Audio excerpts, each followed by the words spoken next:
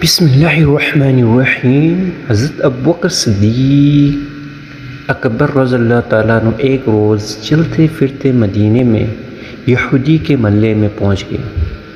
وہاں ایک بڑی تعداد میں یہودی جمع تھے۔ اس روز یہودیوں کا بڑا عالم فنحاس اس اجتماع میں آیا تھا۔ صدیق اکبر رضی اللہ تعالیٰ عنہ نے فناس سے کہا، اے فناس، اللہ سے ڈر اور اسلام قبول کر لے۔ اللہ کی قسم تو خوب جانتا ہے کہ محمد صلی اللہ علیہ وسلم اللہ کے رسول ہیں اور وہ اللہ کی طرف سے حق لے کر آئے ہیں، اور تم یہ بات اپنی تورات و انجیل میں لکھی ہوئی پاتے ہو۔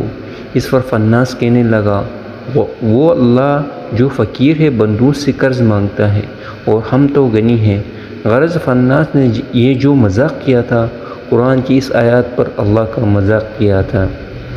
من ذا الذی یقرض اللہ قرضا حسنا، سورہ بقرہ کی آیات ہے۔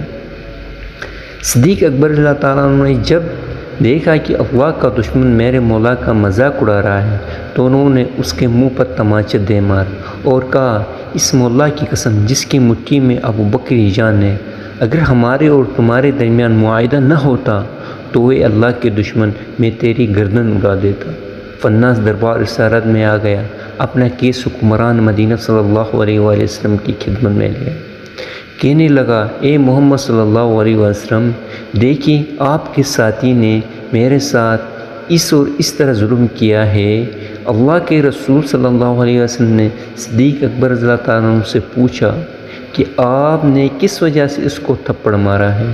تو صدیق رضی اللہ تعالیٰ عنہ نے عرض کی، اے اللہ کے رسول صلی اللہ علیہ وسلم، اس اللہ کے دشمن نے بڑا بھاری کلمہ بولا ہے۔ اس نے کہا، اللہ فقیر ہے، ہم لوگ غنی ہیں۔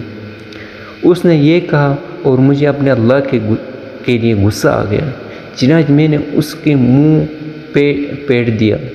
یہ سنتے ہی فناس نے انکار کر دیا اور کہا، میں نے ایسی کوئی بات نہیں کی ہے۔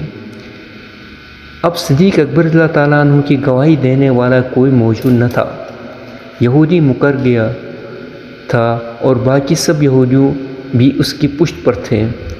اب بڑا پریشان کا سما تھا، مگر اللہ نے اپنے نبی کے ساتھی کی عزت و صداقت کا عرش سے اعلان کرتے یوں شہادت دی، لقد سمع اللہ قول الذین قالوا ان اللہ فقیر ونحن اغنیاء۔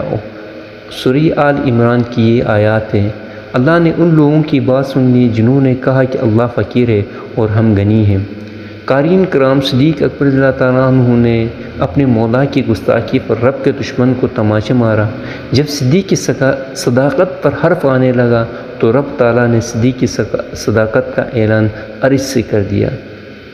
یہ روایت سیرت اصحاب رضی اللہ تعالیٰ عنہ، اسلامی تاریخ، خلیفہ اول شان حضرت ابوبکر صدیق رضی اللہ تعالیٰ عنہ، بحوالہ تفسیر روح البیان ہے۔